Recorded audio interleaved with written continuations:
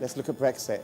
Got some questions on a postcard. We'll open the mic up in a mo and get some of your sort of things answered. And now, I think this one's come up quite a few times, and some of you put your questions to me by email as well. So I've got a few that have been asked on this particular theme.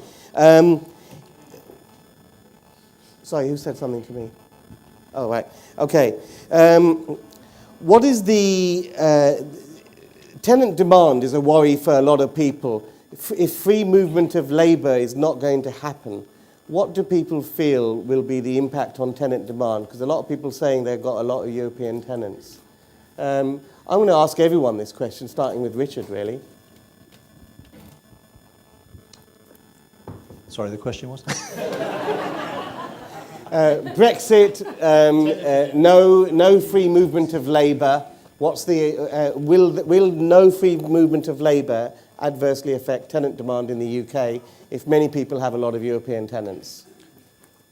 Okay, well, the first part of that is the when. Clearly, it's not going to be for 2 or 3 years, and in between that, as I said earlier, we're probably likely to see more EU migrants coming over here for what is still a successful economy. Beyond that, free movement of labour in terms of no more people coming in or controlled.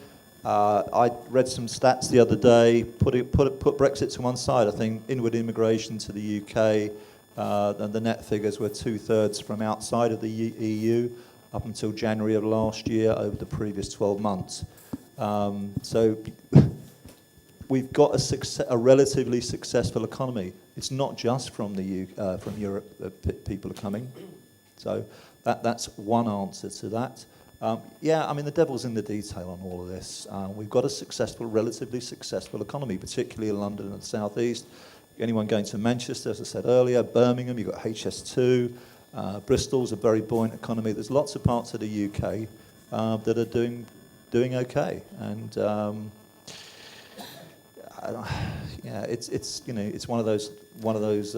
Same question to James. So, the Europe isn't exactly in a great place. The amount of debt to GDP for quite a lot of other countries is second to none compared to where the UK is. So, agreeing with Richard that the UK is in an exceptionally favourable position to be in. So I'm not concerned by that. I don't think tenant demand is an issue. I think it's actually filtering out for argument's sake, 35, which is the average amount of inquiries at Upad we got for every property last month. It's filtering those 35 down to the 5 that actually you think are okay and taking it from there. And the affordability factor of who is best able to afford it in relation to what their take-home pay is. And I think that is actually the biggest issue rather than where those people come from. There's a bucket load of people out there that are renting anything. We, as landlords, need to be doing a filtering job, and I stand by my phrase I've used before, which is I'd rather have an empty property than having a bad tenant in there. I think it's really important. Thanks, fan base. I brought my groupies. I'd rather have an empty property than having a bad tenant in there, and it is so unfair from a landlord perspective of how long it takes to get somebody out of a property and the cost of facilitating it. And I think we need to really remember that when we're choosing a tenant, that you have a choice when you're interviewing them of who moves in. And I think that's the biggest question that we should be facing. Andrew, do you have a... Yeah. We're still, yeah. You want me to do the landlordy one, right? Okay. I think, yeah. No, I'm not. I'm an auctioneer, but I can hazard a guess at what might happen here. It's like a journalist, then. Yeah, I think it's pretty obvious, isn't it? So all the good properties where tenants would love to live there in nice parts of big cities are going to be completely unaffected. The real drossy areas, I guess, where at the moment you're trying to scrape around to find a relatively poor tenant. If there are less people on doing local menial jobs from the lack of people coming into the country, maybe there's a few less tenants there, but I can't imagine it's going to change a great deal for anyone who is letting half-decent stock. Maybe instead of, as he says, instead of 35 people, there'll be 25. looking at your catalogue today, Yeah. there were a number of lots in there that were tenanted already. Yeah. And they attracted a lot of interest, didn't they? I mean, Well, and they're all- high-yielding stock has always traditionally done very well at auction because people like everyone in this room who want to invest like the idea of yield. But what I did see earlier is there was a slight decrease in the volume of people who were bidding on that stock, especially when it was out of London. Now, I don't know what sort of tenants are in these properties. We very rarely get to see all 100-plus properties each auction cycle every 7 weeks, so I'm not meeting them face to face. But I'm guessing, without being rude, outside of London and these sort of slightly less desirable areas, the tenants are not of the same quality as the sort of, the two-bed in Belsize Park. I guess it's just natural supply and demand, isn't it? And I think Richard's right. Is there really going to be some huge wave of negative immigrant? No, we're rammed full, aren't we? Anyway, so we are in this room. yeah. If this is a depiction of the country, we are in serious trouble, and it's hot as well. Well, it is summer. John. So, how many in the room have a foreign passport? Are you going to go home? No. Okay. So, they're going to grandfather the people that are here, or they're going to have to take back 1.9 million Brits from the rest of Europe. Okay? In the short term, you're going to see more immigrants coming in so they can get grandfathered. And as Richard said, 2/3 of the immigrants don't come from the EU anyways. They're like me, who come here with a work permit. So not much is going to change if the economy continues to have jobs. If the economy doesn't have jobs, you get a much bigger problem than the tenants and the immigrants. Richard, did you want to add something?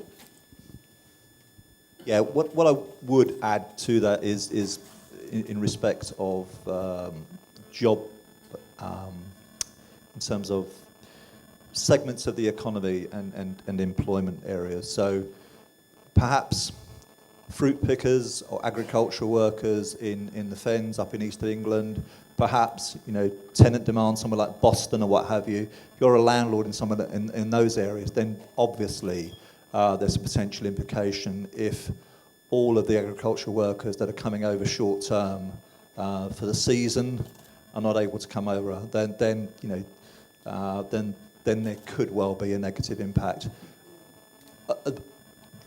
Going one level above that, in terms of Brexit, coming back to the impacts of Brexit, clearly there are certain sectors of the economy, the car industry, aerospace, that potentially jobs here could go elsewhere if large multinationals decide to take a long-term view, depending on the impacts of the negotiations and what comes out of it over the next 2-3 years. But we're talking 10, 15, 20 years ahead. Nissan are not going to suddenly move out of Sunderland, the billions that they've invested there, and go to wherever else in Europe. It's a long-term decisions. But clearly, if you are investing in the long term in a particular location on the back of a particular industry which dominates one town, then you've got to think about the forward implications. I mean, I think I agree with all of that. I think for what it's worth, if you're the type of landlord who's got a shed in the bottom of your garden, subdivided into 17 units, and you're renting to migrant workers, you may be affected by lack of tenant demand, because it's probably those sort of folks that would find it more difficult to come in.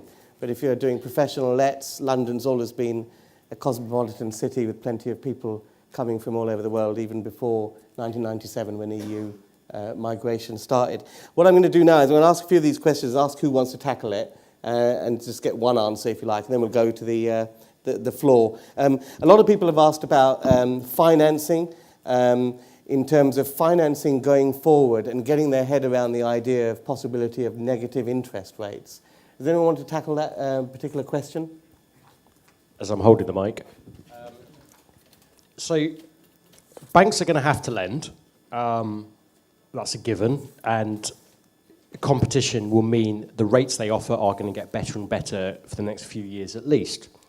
However, there is nervousness in the marketplace because of what is happening, and just prior to Brexit, of the economy slowing down. The UK investment by companies had halved last year compared to the year before. So generally, we were moving towards a recession period anyway.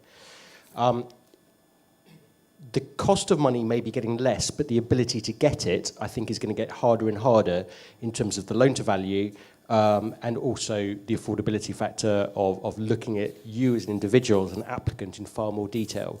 The days, which I still remember, of Mortgage Express and others, where it was just so easy to get finance and what you had to supply, that is going to change dramatically, and the nervousness factor on the LTV bit is going to change the market quite dramatically. So just be aware that banks still need to lend, and they actively want to, and they will entice you with better rates. But what they will offer in terms of terms and do you pass through the computer says no bit is going to get harder and harder as time goes by. And as I mentioned earlier, in the first half, building up that war chest, I think, is really, really important. It might actually be, for some mortgages you've got at the moment, to break where you are at the moment, pay the early redemption fee, get a better rate and better terms than what you're on at the moment, and net of net, you're better off. One of the issues I have with a lot of landlords I speak to is they don't look at being a landlord as a business and looking at a P&L account in terms of the cost of running a business. And you may be better off remortgaging now, paying 5k to walk away from whoever you're with at the moment, because actually what your costs are decreases over time. Anybody else? Question for Andrew, actually. Thanks. Question for Andrew, actually, on seller mood. Post-Brexit, have you found that sellers have changed their mood at all in terms of possibly delaying selling or changed their attitude to reserve prices that they agree with you? Yeah, I think a lot of that is also the month we're in. July does sort of sync nicely with everyone's holidays, and there are sellers who are not desperate to sell right this second, so they'd rather wait till everyone's back from their summer holidays. As auctioneers, we deal with everyone. We deal with those that have to sell now, and those that would like to sell now but can wait a few more months. So I've completely forgot what the question was. Seller mood. Seller mood, that was it. Something about reserves. Yeah, the seller mood right now is exactly as we've already discussed. There is a lot of cautious behaviour from buyers, which obviously then reflects on what sellers want to do. Of course, they still believe their £400,000 house is worth 400,000, but the buyers are maybe thinking it's only worth 350. That means we are in continual battles with those sellers to try and make them see what we can see and get their reserves down for auction day on the promise that if you've got 5 people bidding for it, it's going to go up anyhow, or you're going to get whatever natural price it should get. Some sellers agree with that, and some are a bit greedier and want to stand their ground and will either insist that we withdraw the property and wait for another day, or stick to their reserve, and then it becomes our decision whether we want to crack on with that and see if we've got buyers for it at that price. And our duty as auctioneers is not to let stock go unsold. A, it's bad for us, and B, it's bad for the seller, and C, it's bad for the property. We don't want sellers having properties that don't sell because they have got unrealistic expectations of what it's worth. We know that for them, even when their journey with us finishes, if they then go elsewhere and try and flog something that hasn't sold at auction, it's going to be difficult for them. So we have to educate them. We try and get them to make sure they set a realistic reserve. And 81% of the time we're getting that right. And sometimes they don't want to hear it. Okay. I'm going to throw it out to the floor now, because I've got a lot of questions which are very specific. What do I do with my 2-bedroom flat in Walthamstow, which is a bit too specific. So try to keep some of your questions a little bit more general. See me afterwards. That's what you do with it. Who's got a question for some of our panelists? Who's? Don't be shy. Let's ask Adil over there. I think you've worn the right outfit today, Adil. I normally see you in a suit. Oh, just way too hot, isn't it? Go for it. You've partially covered what I was asked, but I feel that you're all avoiding the issue of recession. Sorry, I don't know your name. I think James. So you did mention it, but it was almost like a gloss over. All the actual indication pre-Brexit, if we take Royal Bank of Scotland, for example, that got the last banking crisis right. they have been predicting since November last year that there's going to be an even bigger problem. There are problems with banks in Italy and throughout Europe. Now, whether we stay in Europe or not, we're still going to be very much affected by that. Okay, let's just paraphrase. Recession. Do you think who wants to have a go at, is recession on the cards? John? How many people have had properties through multiple recessions? Do you still have them? Yeah. Okay. So if you're trying to get in and out short term in a recession, you probably get screwed, or you have to be really nimble maybe. But if you actually are a long-term landlord and it cash flows, then you won't remember that the recession happened when you get more for it later than you paid for it when you bought it. And the key there is probably less debt, especially with the tax changes. But recessions affect the people who are transacting in the recession. Negative equity just means too much debt. If you didn't sell, it wouldn't be negative equity. And if you didn't have debt, it wouldn't be negative equity. Everybody who buys a new car has negative equity from the day they buy it if they take out a loan. It's how it works with new cars. So it's a matter of how you respond to the possibility of a recession. And if you don't plan to sell for 10 years, probably been through a recession once or twice in the 10 years. So follow on. For you to say is that there could be lots more BNB deals coming on the table. Of course there are. I accept what you're saying in the long term. But you know, there's going to be lots of people at the peripheries who either don't treat their property portfolio as a business or are professional. Yep. Can't deal with 424. Hang on a sec. Well, they're the people who are not in but this hang room. on. So go back 2 recessions. There were more BMV deals or forced repossessions then than the last recession. So just because we have a recession doesn't mean the deals will hit the table. And normally the dross hits the table and the good stuff doesn't, even though individuals do get sort of caught out and some good stuff will go on. So I think we peaked at 77,000 recessions or whatever, repossessions, where the prior time was like 100-something thousand. So there's a context that just because there's more deals, it doesn't mean they're worth buying. I completely agree with John. I don't think we've been avoiding it. I think in or out, it's likely to have happened anyway. The car industry is in reverse at the moment. Investment, as I mentioned earlier, by companies is halved from the previous 12 months. It's there. Whether Brexit has been a potential catalyst to drive it forward, I think the uncertainty value and how long things are uncertain for, I think the only thing David Cameron's done well is resign quickly and get somebody else in. But reducing uncertainty as quickly as possible is really key to helping avoid that from actually happening. But I agree with John. This is, as I mentioned earlier, it's about creating a war chest from my perspective. Get yourself in a position where you can take advantage of what is likely to happen. And there will be properties that come on the market at less than what they otherwise should have been. But it also goes back to the bit of being a landlord, that it isn't a short-term thing. It's a 10, 20-year game. And as far as I'm concerned, if my portfolio is worth 5% overall less in 12 months' time than what it is today, I don't care. I'm not selling anything. I'm not in that. I want to be using the next 5 years as an opportunity and understanding the way that the UK rental market is changing towards singletons and holiday lets, and I'm wanting to position myself to take advantage of how the market is changing in terms of the economics, but also the tenant community, and to use those 2 bits to my advantage, if that makes sense. I've just told my secret, damn it. Okay. No, I don't think we're avoiding recession. When recession, any long-term investor will tell you that recessions is when they do their best deals. The most fun I've had in property has been between 1990 and about 95, and more recently after 2009 till about 2014. Opportunities are just abound. Who's next? Can we get a mic? Who's got the mic? Oh, all the way down the front to Rick, so that he can be heard by the good folks at the back.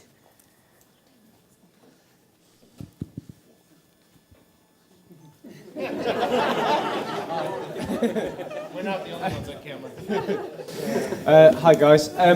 It was a question we were discussing in the break a little bit around I'm sort of branching into bigger deals, so I'm moving into developments and larger blocks and commercial properties and stuff like that. It's where do you suggest to hang out to find good quality, high net worth individuals with frustrated funds post-Brexit? Because as we all know, there's people that want to invest in property but don't know about property. So can you give some recommendations as to where you would go? Because we've got good quality deals, like you were saying, Richard, 20% plus ROI for the deals that we're looking at, and we're being choosy about the opportunities that we take on at the moment, but we just need bigger access to bigger funds, and I believe that it's out there. We just want to get hold of it in the right way to match it with the right deal. In the bar of Andrew's auctions, I reckon. Auction room, obviously. I mean, our rooms are full of people looking for opportunities. I guess a lot of the people that turn up to auctions know each other. They've done deals together before. You get a few newbies. I don't know where you should go and find other people to do deals other than my auction rooms. So certainly not going to recommend any of my competitors, that's for sure. But I don't know. Maybe John's your person for this one. Actually, I've heard of this. The people who are bidding are cash buyers. Take their names down. Don't worry about what they bought in the room. That's not why you're there. I think as well, my dad used to do a lot of property deals, and he told me back in the day he was really into his commercial properties. Those auction rooms were frequented purely by people who knew what they were doing. They worked together. They would just walk into rooms, see someone they knew, say, hello, what are you here for? Lot 8, same here. Should we do it together? Yeah, great. Let's not compete. Let's do this deal together. Now you've got a relationship. You're buying stuff together. Now he's a partner on that deal. Maybe he's on partners on other deals. I genuinely think that auction rooms have a huge audience of people who, it's a marketplace and people are looking to share. I've seen, and it's bad for an auctioneer, believe me, I don't want to see. In fact, we had this today. I had to tell the guy to turn around and face me. 2 people bidding against each other, and the guy's trying to get the guy's attention. He's looking around as if to say, stop it, and we'll do this one too. I was like, no, eyes front, sir, eyes front. That's the last thing I want. I've got a vendor in the room going mental. Don't let them talk to each other. They happen to be sat really close. So, but that's just one example of how it can be. If you were bidding against that chap right behind you, and it's just the 2 of you left, and you're looking at each other, and you're probably thinking, read my mind, stop bidding, and I will do this one with you. And this guy was actually saying, mate, come on, stop bidding. It's ridiculous. Again, I've forgotten the question, but I think that sort of answers the question, whatever it was. I think, just to add to that, it's most likely we're going to see a fall in interest rates over the coming months, and that's going to frustrate a lot of people who have got cash. So it's just about getting in front of people, particularly if you're doing bigger deals. I mean, the skill level to do a smaller deal is pretty much homes under the hammer stuff, a 2-bedroom flat, quick lick of paint and all of that. If you're looking at bigger projects, the skill level involved is much higher, which a lot of people with cash simply don't have. And it's going to be frustrating holding cash in the coming months. Although you see interest rates advertised by banks and things, they all have limits. They say this interest rate is applicable to the first 25,000 you have on deposit, then it comes right down to this. So you can't actually get that much for sticking it in the bank anyway. So it's about getting in front of people, showing them that you're credible, showing them what you do, and things will happen. Thank you. Okay, we'll take a couple, we'll probably take 1 or 2 more, and then we'll have to wrap up. I've got time for 2 questions. Let's have our friend at the...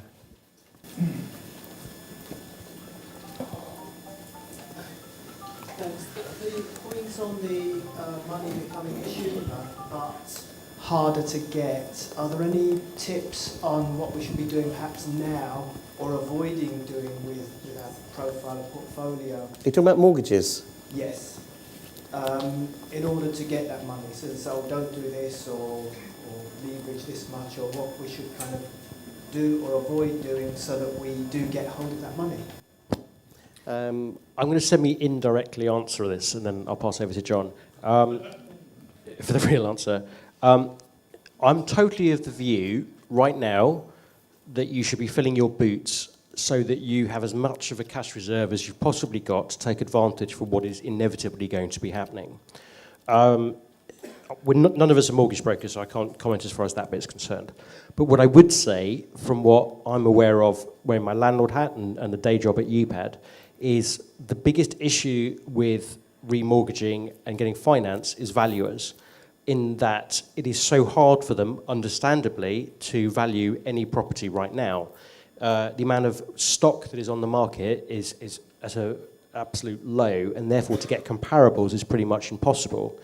What I would recommend for everybody in the room, outside of looking for as much finance as you can get, and the best terms, obviously, but also provide as much documentation for valuers so that as and when they come out, you can help them do their own job. Because the more they have to do guesswork or make an assumption, the more they're going to take a pessimistic stance on what your place is worth. And the more of an optimistic stance clearly benefits you personally. So do what you can to help them by giving them comparables, rent levels in that local area, etc., etc. So when they do come out, you're not asking them indirectly to say, actually, I don't know, therefore I'm going to knock 10, 20% off because there aren't anything to compare this with, because they've got to put their name on the line, as it were. And I think that, in terms of remortgaging and getting finance, is the biggest challenge on that side that we all need to be aware of. Do you want to say anything? Or? Do you want the real answer? Well, so let's look at what's going on. So how many here are taxpayers and we're not happy bailing the banks out, right? Yeah. We funded the banks. Why did we have to fund the banks? Because they made dodgy loans to people like you. And actually mostly homeowners, not investors. But so we don't want to see that again.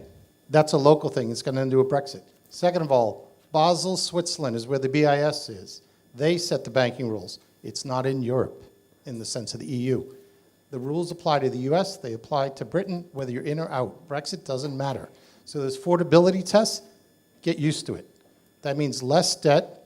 You're probably going to end up with repayment loans rather than interest only. And if your business can survive in less debt and repayment loans, and they continue to offer really cheap and cheerful interest only, we don't ask questions loans, you'll win. But if they actually tighten the screws, then the gentleman over here, he'll be buying because a lot of you will get bumped out if you can only survive in interest only. Affordability is really what James is talking about. What can the tenant pay? How much can I service? I don't care what the interest rate is, 0.5 versus 0. It doesn't change much. Okay, but if the tenant can't afford to pay the rent, you can't afford the mortgage unless you don't have one. And the people who have less debt will be able to be the buyers that the gentleman's talking about in the recession. Okay, one more, and then we're going to wrap up. This lady over here, who's got the mic? Yes. Sorry, a lot of... it's a big room. This is how they get their exercise. This lady here, yeah. So it's a bit cheeky, it's not actually... No? Go for it. Okay, it's not actually a question. It's just really in response to this question about how do you maximise your rental. And so I'm a broker, so I just thought I'd, throw in my little 2 pence. In my view, I think it's about maximising square footage right now. So making the most of your rent. And so sometimes people come to me and they'll be like, okay, I've got this property, here's the rental. Okay, are you planning to get any more rental out of it? And they're like, no, I really like my tenants. Brilliant. But if you really want to maximise, your mortgage opportunities and get the most money, you have to be charging market rent. You can't be shy about it, you know what I mean? Also, I think make sure your properties are fully tenanted because, they're going to apply a rent calculation. So, the more money you're getting from your property, the more chance you have. People also worry as well about income. I'd say, the thing to be aware of, there are no minimum income lenders out there, but just make sure that you are filing taxes, that you have some kind of income. And if you satisfy all of those things, right now there are lenders who are going to help you stretch and help you to build that reserve. So that's my view. Brilliant, thanks very much. Okay, so I hope that's been useful for everyone. We've got some, I'd just like to thank our panelists for giving up an evening barbecuing to come out and barbecue in this room tonight and share their views on Brexit. Thank you very much. Thank you.